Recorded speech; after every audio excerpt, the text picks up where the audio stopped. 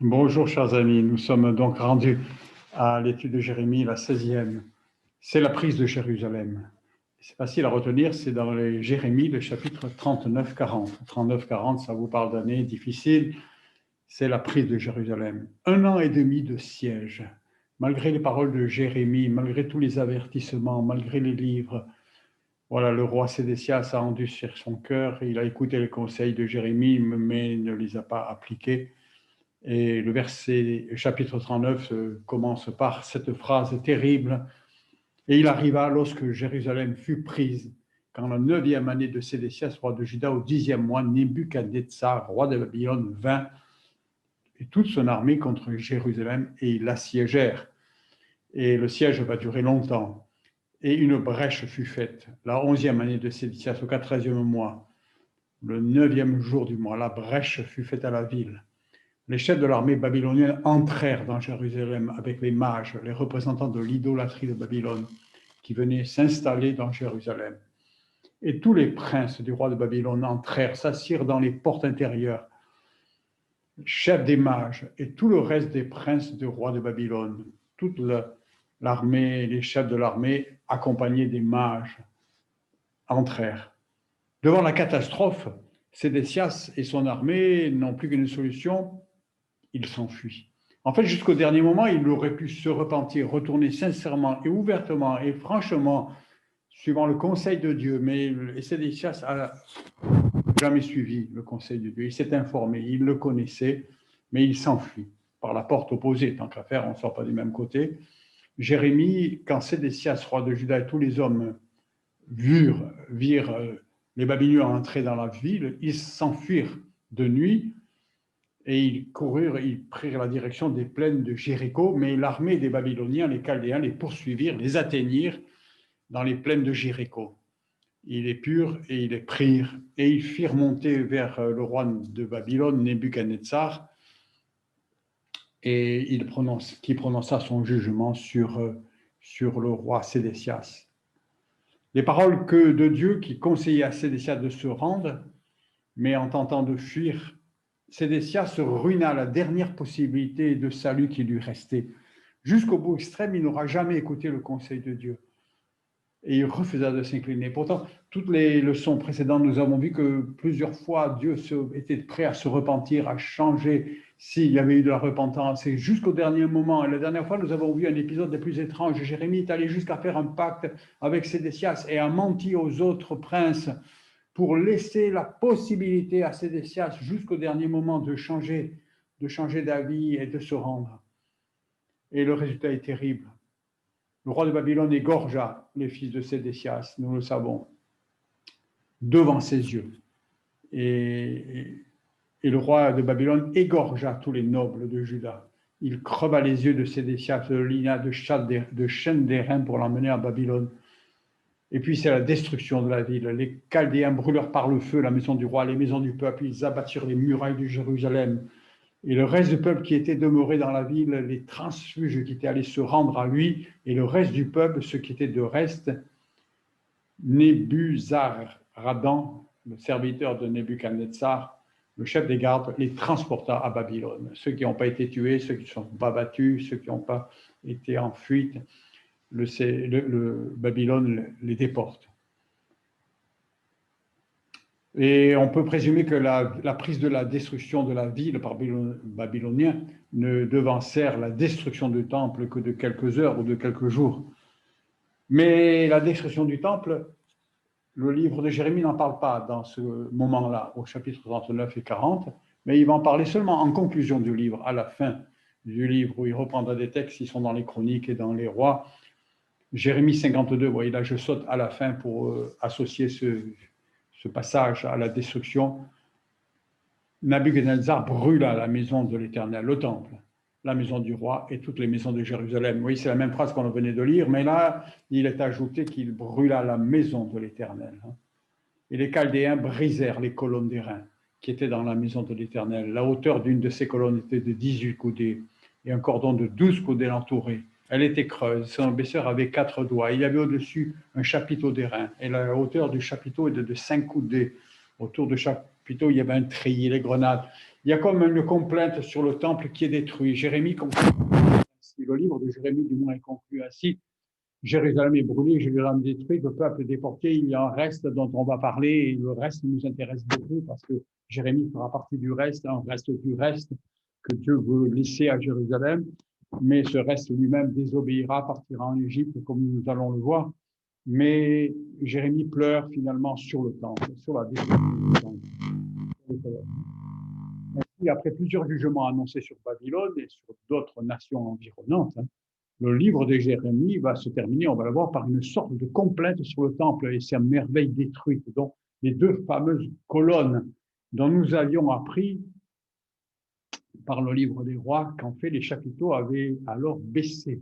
Au moment de la destruction, les chapiteaux avaient baissé de hauteur et au lieu de faire 5 coudées, ils ne faisaient plus que 3 coudées. C'est-à-dire que ces chapiteaux d'airain qui étaient posés sur ces colonnes creuses et qui pesaient au moins 1 tonne chacun, ils avaient baissé d'un mètre de hauteur. Et il y a un mystère qui est là, qui a fait couler beaucoup d'encre, dont on a parlé il y a 2 ans dans l'étude biblique, dont les notes sacrificateurs dans les Écritures sont en vente chez Amazon. Elles n'ont pas de faute d'orthographe vraiment celles-là, parce qu'elles ont été relues et corrigées. Mais pour toutes les autres, vous avez en plus les fautes d'orthographe qui enrichissent le texte. Les historiens disent que la ville perdit environ 90% de sa population et l'État de Juda 60%. Les uns étant morts, les autres déportés. Parmi les déportés, il y avait 3 catégories, d'après ce qu'on vient de lire en analysant bien le texte de 39.9. Il y avait 3 catégories déportés. Il y avait le reste du peuple qui était demeuré dans la ville. Ils étaient demeurés de reste. C'est-à-dire que pendant le siège qui dure 1 an et demi de famine et de maladie, il y en avait qui avaient survécu. Il y avait un reste. Ouais. La plupart étaient morts de faim, de maladie, de soif, de combat peut-être. Ensuite, il y avait les transfuges, ceux qui étaient allés se rendre au roi de Babylone. C'est-à-dire, il y en avait qui avaient obéi aux paroles de Jérémie, qui disaient « Allez, rendez-vous, vous aurez la vie sauve ». Ils étaient allés soit par crainte de Dieu, en obéissance aux paroles de Jérémie, mais soit par panique, par pure logique, parce qu'ils comprenaient bien qu'il n'y avait aucune chance, qu'il valait mieux se rendre. Soit par obéissance, soit par lâcheté. Mais il y avait des transfuges.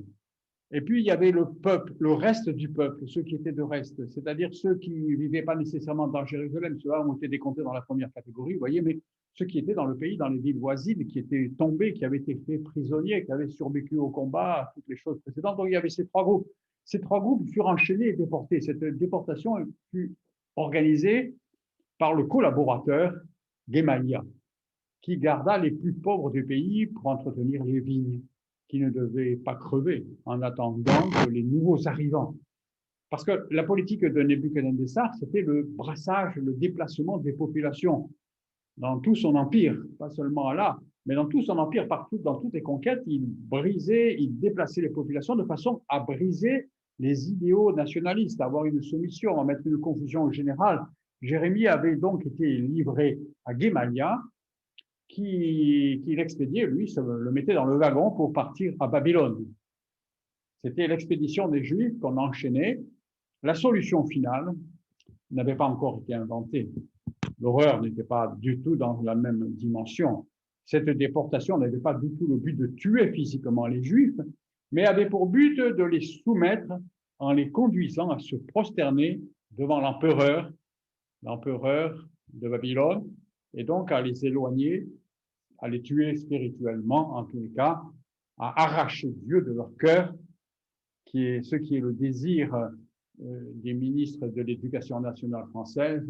Vincent Peillon a dit il y a le but de l'école laïque française, c'est d'arracher du cœur des enfants français Dieu, d'arracher Dieu. Et c'était bien le but là de cette solution pas encore finale.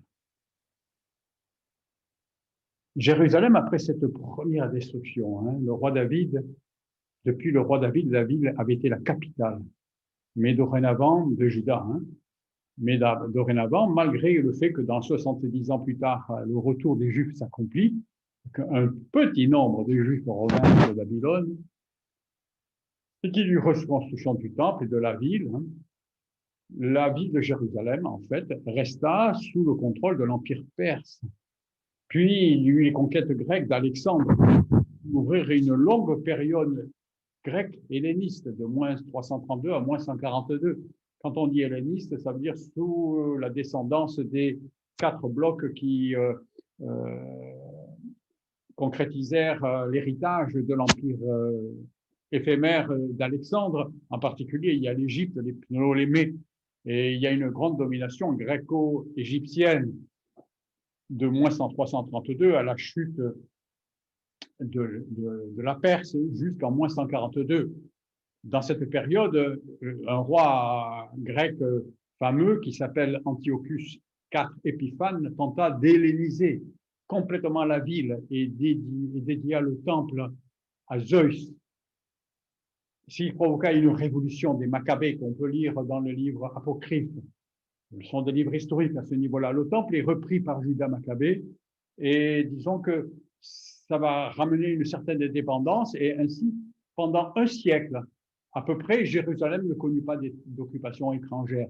Mais depuis la destruction, depuis l'acte fondateur de la catastrophe des Célestials, de fuir et de refuser jusqu'au dernier moment, depuis ce moment-là jusqu'à Jésus, Jérusalem ne connut d'indépendance sous pression qu'un siècle, pendant la révolte des Maccabées. Et il y a eu la main de Dieu et la fête de Hanouka qui intervient, est une reconnaissance de l'État juif à une délivrance dans ce temps-là. Puis les Romains arrivèrent. En 63, les Romains arrivèrent. Et en 70 de notre ère, après la résurrection de Jésus, bien entendu, le temple fut complètement détruit, Jérusalem rasée à nouveau pour la deuxième fois entièrement par les Romains. Et alors Jésus parla alors du temps des nations, sans cependant affirmer que l'année 70 de destruction par les Romains serait en fait le début du temps des nations. Nous croyons que ce temps avait en fait débuté avec la fuite de Sédécias et son refus de soumission qui entraîna la réaction la plus violente jusqu'à la destruction du temple et la disparition de l'arche de l'Alliance, la fameuse arche d'Alliance qui était sous les chérubins dans le lieu très saint, dans le temple. Il n'en est plus jamais question. Elle a disparu. Il y a ce fameux grand mystère dont nous ne voulons pas parler maintenant.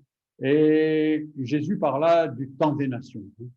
Jésus parla de la situation de Jérusalem investie par des armées et du temps de dispersion d'Israël parmi les nations. Dieu donne un temps aux nations pour fouler Jérusalem. Il y a un temps. Jésus parla d'un temps, c'est le temps. Dans Daniel, dans le prophète Daniel, il y a beaucoup question de temps.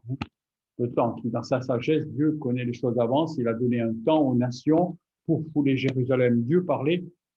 Jésus, lui, parlait dans le contexte de la seconde destruction, bien entendu, qui allait se produire après sa résurrection, les Romains détruisant à nouveau Jérusalem en 70. Mais en fait, dès cette première destruction par les Babyloniens, là maintenant où nous sommes avec Jérémie, en moins 587, les nations foulèrent donc presque constamment la ville.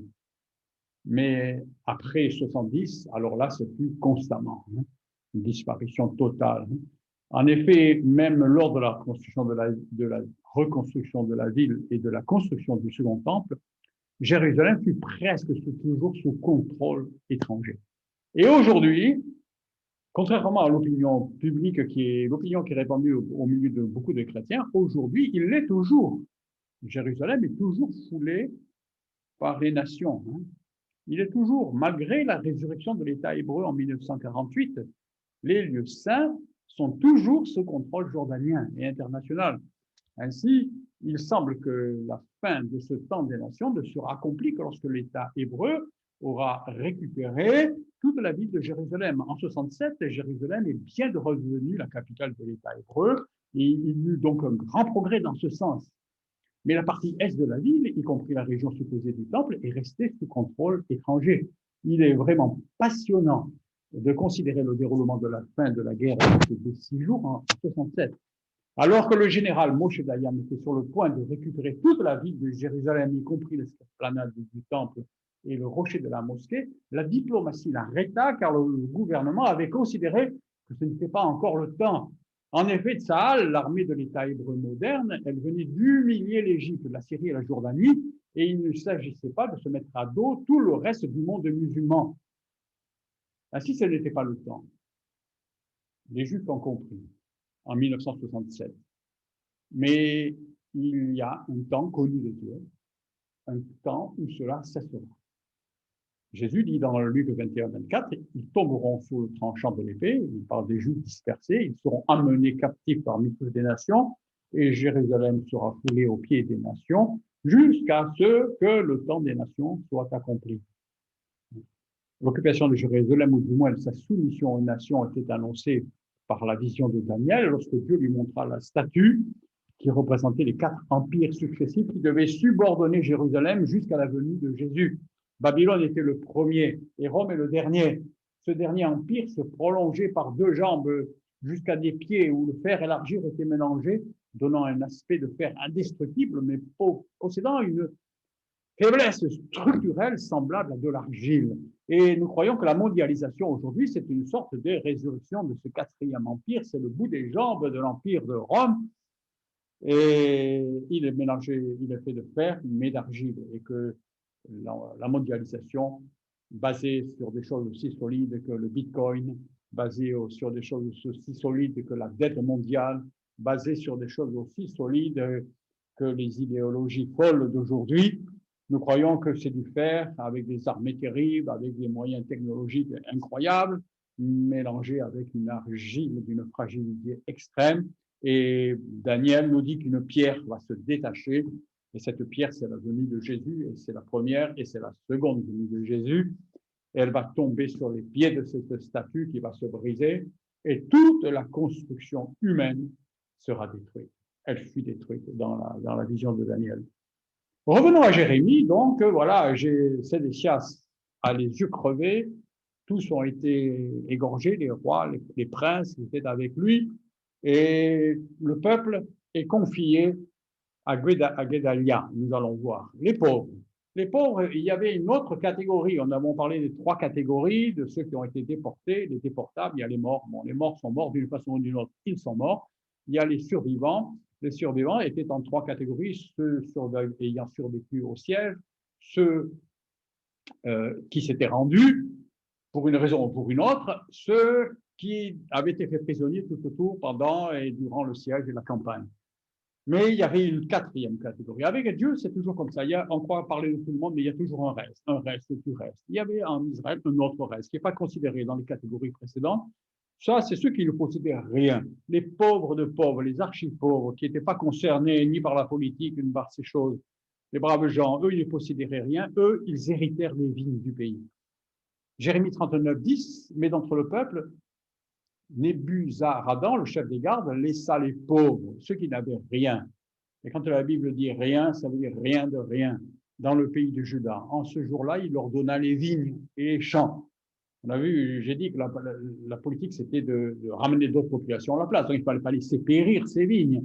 Il ne fallait pas laisser crever ce terrain. Alors, bien qu'il allait avoir un temps de repos, ce repos des Shemitah qui n'avait pas été respecté, dont nous avons parlé, Dieu redonnait à la terre son temps de repos qu'Israël n'avait pas fait pendant 490 ans de péché.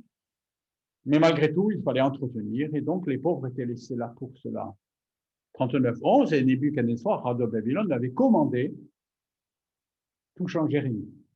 Il y avait les pauvres, tu le laisses à moi, mais Jérémie, prends-le et aie les yeux sur lui. Nebuchadnezzar connaissait Jérémie.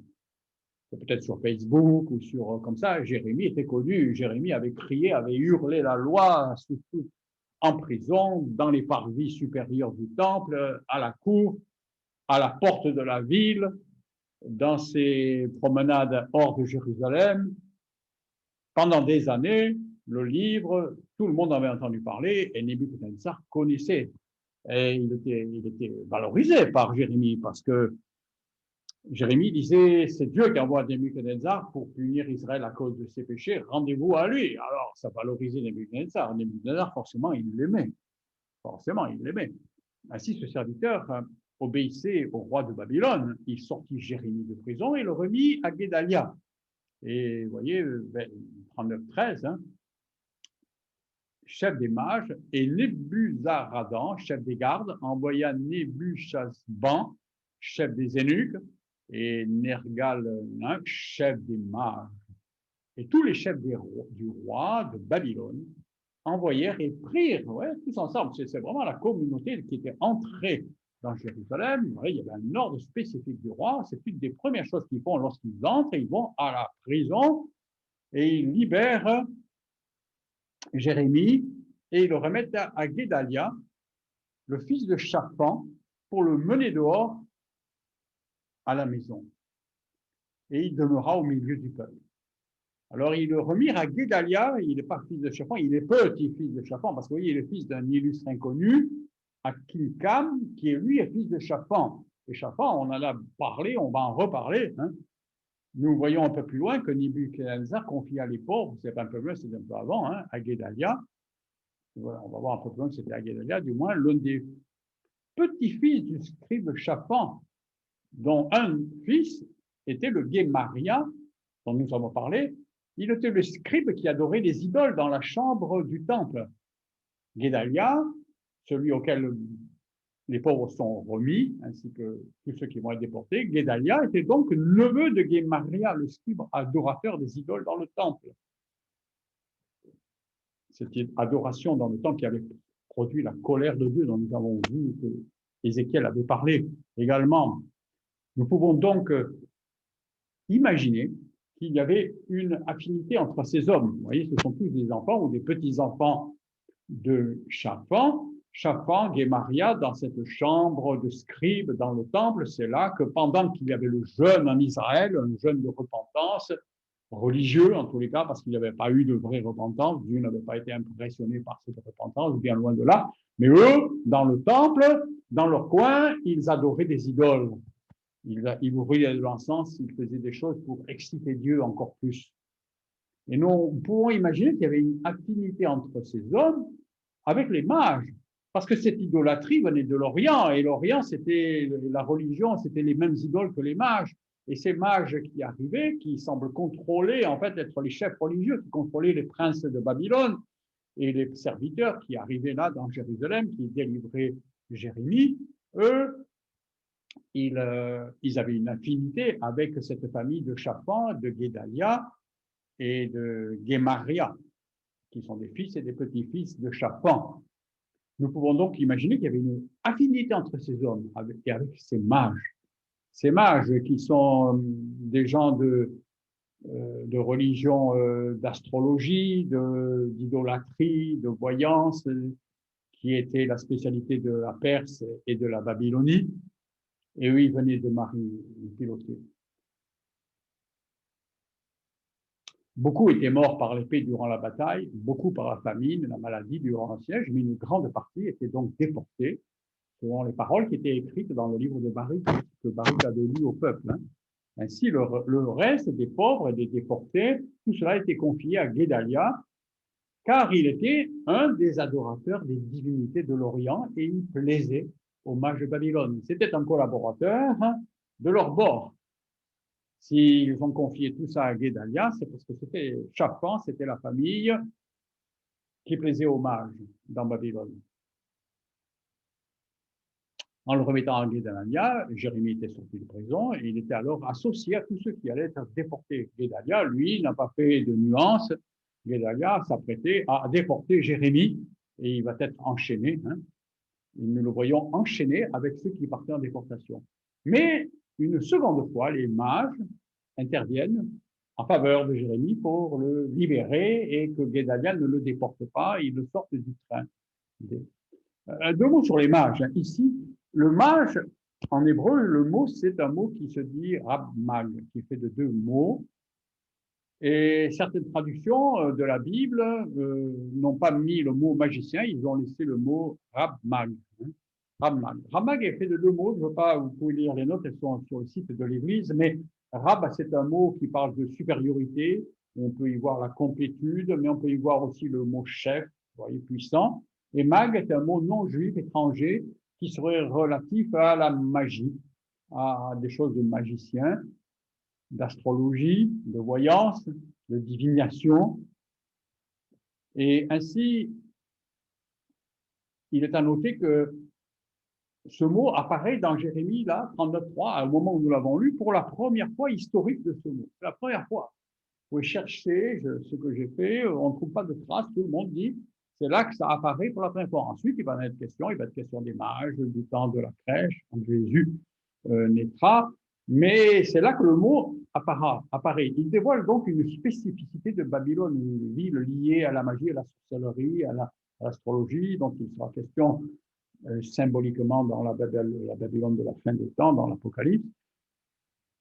Dans la schématisation des temps par la statue de Daniel, nous voyons 4 empires successifs, mais il est faux de croire qu'à la chute de Babylone, lorsque les Mèdes et les Perses s'emparent du pouvoir mondial, l'esprit de Babylonie avait disparu. Avec Babylone, la sorcellerie, la voyance et l'astrologie sont entrés dans le monde et n'en sont plus jamais sortis. Ils n'en sortiront que lorsque la statue s'effondrera, sera détruite. Ce que je veux dire, c'est que dans la statue de Babylone, il y a 4 empires, ils arrivent successivement, mais ensuite, ils agissent ensemble. Babylone apparaît le premier, les Perses ensuite, les Grecs ensuite, les Romains ensuite, et toutes les influences du prince de l'air, des influences qui s'opposent à Dieu associées à ces 4 empires, elles vont se cumuler jusqu'à la fin des temps, et c'est seulement lorsque la statue sera détruite à la fin, lorsque le Seigneur reviendra, que ces choses-là seront vraiment détruites dans le monde. Pour ceux qui avaient eu confiance en Dieu, il y avait un salut. L'étranger, qui était éthiopien en fait, Ebed-Melech, qui avait sauvé Jérémie de la mort. Vous vous souvenez, lorsque Jérémie était dans une fosse où il mourait, cet Éthiopien se trouvait près du roi. Et il est allé intercéder auprès du roi, Sédécias. Et finalement, Sédécias, il lui avait dit 30 hommes, va. Il avait pris des vieux habits, il avait sorti Jérémie de la fosse. À partir de là, Jérémie a eu encore des malheurs parce qu'à nouveau, on voulait le faire mourir. Mais finalement, Sédécias l'avait mis dans la prison, près de lui. Et la parole de l'Éternel vint à Jérémie pendant qu'il était enfermé dans la cour de la prison. Vous voyez, là, on retourne un petit peu en arrière pour parler de cet homme-là. Pendant que Jérémie était encore en prison, donc c'est avant la destruction de Jérusalem, pendant le siège, Dieu lui dit, va, et tu parleras à Ebed-Melech, l'Éthiopien qui lui avait sauvé la vie. Ainsi dit l'Éternel des armées, le Dieu d'Israël, voici, je fais venir mes paroles sur cette ville pour le mal. La brèche n'avait pas encore été faite, mais il parlait. Et je te délivrerai en ce jour-là, dit l'Éternel, car tu ne seras point livré en la main des hommes dont tu as peur, car certainement je te sauverai, et tu ne tomberas pas par l'épée, tu auras la vie pour butin, car tu as eu confiance en moi, dit l'Éternel. Et cette parole, on pourrait la prêcher à chacun de nous, si tu as confiance en l'Éternel, même qu'il y a des hommes que tu crains. N'aie pas peur des hommes que tu crains à cause de ta foi et de ta confiance. Si tu as confiance en l'Éternel, l'Éternel est plus grand que les hommes que tu crains. Le Seigneur va diriger les circonstances. Je te délivrerai en ce jour-là. Vous voyez, dans la prison, il y avait un moment difficile, archi difficile, parce que lorsque la destruction allait arriver, tout allait être brisé. L'Éthiopien, dont le nom échappe, Ebed-Melech, avait peur de tomber dans les mains de tous ses ennemis, des Juifs qui le massacreraient, de vengeance, de retour de manivelle, comme on dit couramment. Mais Dieu lui dit, n'aie pas peur, parce que tu m'as craint. En fait, quand Ebed-Melech avait sauvé Jérémie, c'est comme lorsque Rahab avait caché les espions et les avait sauvés, c'est parce qu'elle avait la crainte de Dieu. Et Ebed-Melech savait que c'est Dieu qui parlait. Et Dieu avait vu. Et quand on a sa crainte et quand on s'appuie sur lui, le Seigneur nous délivre. Tu auras ta vie pour butin. C'est-à-dire, il ne lui promettait pas des richesses, mais il gardait sa vie. C'est ce qu'il dira plus tard à Baruch. Et je pense que dans les temps de la fin, notre espérance, c'est d'avoir notre vie pour butin. Parce que l'héritage, il n'est pas sur la terre, l'héritage que le Seigneur nous prépare, il est dans les cieux. Pierre nous l'explique clairement. Le Seigneur nous prépare un héritage dans les cieux. La promesse, Dieu n'oublie personne. Voilà. Jérémie se trouve donc emporté parmi les captifs. La parole vint à Jérémie par l'Éternel. Et alors qu'il était lié de chaînes au milieu de tous les captifs de Jérusalem, il avait été confié à Guédalia, à Mitzpah, Et là, Mitzpah, c'est un peu au nord de Jérusalem, si je comprends bien. Il y a eu un rassemblement de tous les déportés, vous voyez, un camp de prisonniers enchaînés qu'on allait déporter. C'était le commencement de la migration des déportés. Mais le chef des gardes prit Jérémie et lui dit, l'Éternel ton Dieu avait prononcé sur mal sur ce lieu, et l'Éternel l'a fait venir, comme il avait dit, car vous avez péché contre l'Éternel, et vous n'avez pas écouté sa voix, et cette chose est arrivée. Et maintenant, voici, aujourd'hui, je te délivre des chaînes qui sont à tes mains, et s'il est bon à tes yeux de venir avec moi à Babylone, viens, et j'aurai les yeux sur toi. Mais s'il est mauvais à tes yeux de venir avec moi à Babylone, ne viens pas. Regarde, toute la terre est à toi, devant toi, va, où il est bon et droit à tes yeux d'aller. Chef des gardes de Babylone, obéit entièrement à l'ordre qu'il avait reçu de son roi Nebuchadnezzar, prend soin et il libère. Une deuxième fois, il avait été confié à Guédalia, et puis il est délivré même de Guédalia. Et le choix de Jérémie fut de retourner à Mitzpah, auprès des pauvres.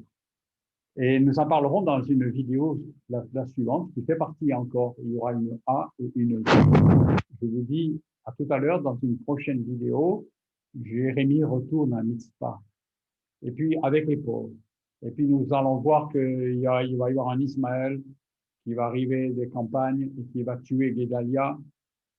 Et que ce groupe va encore diminuer. Il y aura un reste de reste qui finalement sera réfugié près de Bethléem. Là, Jérémie parlera et on ne croira encore pas Jérémie. Et même ce reste sauvé de pauvres, lui-même désobéira, il fuira en Égypte. Et Jérémie partira avec eux en Égypte.